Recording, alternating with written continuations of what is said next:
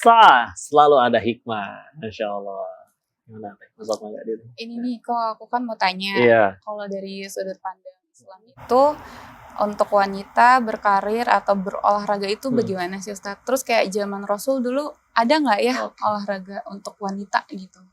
Dulu di zaman Rasul ada yang lebih dari olahraga. Dulu ada sahabiah namanya Nusaybah bin Ka'ab, itu bahkan ikut perang. Ikut di perang Uhud, perang Hunain, yang benar-benar ikut megang senjata, ikut bertarung, ya.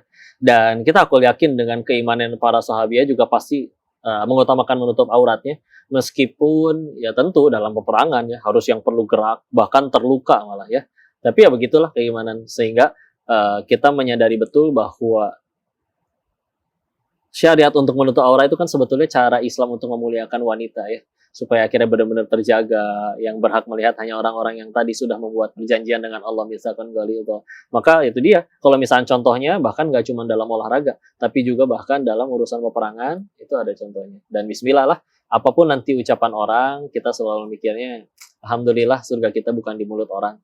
Kita dari awal niat pengen olahraganya juga bukan pengen dijago-jagoan atau gimana, pengen bagian orang tua. Begitu didapat hasilnya juga alhamdulillah digunainnya untuk banggain orang tua, nyenengin orang tua, sambil terus berupaya pengen nurut sama Allahnya. Di luar sana aja ada yang lagi detik ini lagi maksiat, tetap Allah kasih rezeki, kasih hidup dunia yang enak. Maka apalagi yang udah berusaha nurut kayak Tewilda dan kawan-kawan muslim lain yang udah berusaha pengen nutup aurat, oh aku yakin sih Allah sediakan pasti takdir-takdir yang terbaik. Masya Allah. Maka Tewilda juga ini dong, juga kasih nasihat. Wah, baik kepada atlet ataupun yang bukan atlet di luar sana nih, untuk ajakan bahwa yuk pengen cantiknya itu sebetulnya fitrah ya.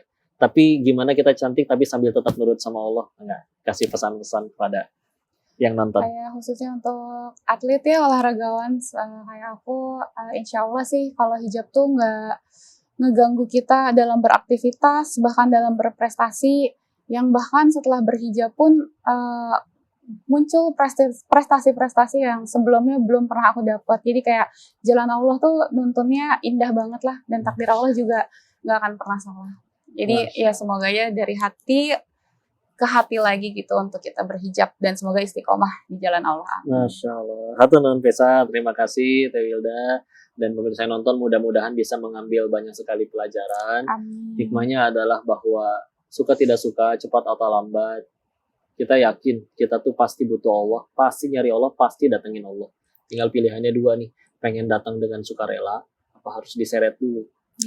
Udah ngebuktiin bahwa ketika menyegerakan sesegera mungkin untuk mencari Allah, tadi disampaikan ada prestasi-prestasi yang bahkan tadinya belum bisa digapai, akhirnya malah digapai. Jadi nggak peduli masa lalu dulu kamu seperti apa, tapi ketika akhirnya hari itu kamu mulai memutuskan untuk pengen nurut sama Allah, Allah akan sediakan masa depan yang terbaik untuk kalian. Apapun bidangnya, karirnya, selagi nggak melanggar syariat ya, apapun bidangnya, karirnya Allah akan sediakan karir yang terbaik.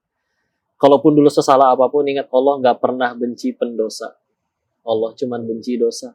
Dosa, selagi nyawa belum sampai kerongkongan, masih Allah berikan nama. Kalau tutup dengan ayat surat 35 Fatir ayat 45. A'udzubillahi minasyaitonirrajim. Walau yu'akhidullahu an-nas bima kasabu ma taraka 'ala dhuhriha min dabbah. Kalau sekiranya manusia bikin dosa, balasannya kontan hari itu juga. Kata Allah, tidak tersisa makhluk bergerak bernyawa di muka bumi ini. Berarti satu, nggak ada yang luput dari dosa, termasuk yang lagi bicara. Dan siapapun dengan dosa sekecil apapun, kata Allah, berarti ternyata layak mati kita itu semuanya. Pertanyaannya, kenapa masih pada hidup ini yang pada nonton? Apakah pada nggak punya dosa? Kan nggak mungkin. Tapi walakin yuakhiruhum ila ajalim musamma. Akan tetapi Allah akhirkan hingga waktu yang ditentukan. Allah kasih waktu, silakan. Pokoknya setiap kali kita berbuat salah, nggak peduli masa lalunya apa, habis maksiat kita nggak langsung mati, sederhana. Allah berarti lagi nungguin kita tobat. Tinggal yuk, mau nggak disambung? Makin dientar-entar, makin kita ngancurin diri, makin disegerakan. Ya lihat nih, Tewilda telah berhasil menggapai kesuksesan sambil tetap nurut sama Allah. Dan hari ini jadi pelajaran yang berharga banget. Kita doakan beliau tambah banyak lagi prestasinya, gak cuma untuk diri dan keluarga, bahkan juga mengharumkan negeri kita Indonesia ini, Masya Allah. Dan istilah mudah-mudahan nanti bakal ada juara-juara selanjutnya yang datang dari yang nonton. Teman-teman, pemirsa jangan kemana-mana, saksikan episode sah selanjutnya, jangan sampai ketinggalan ya. Di sah selalu ada hikmah. Assalamualaikum warahmatullahi wabarakatuh.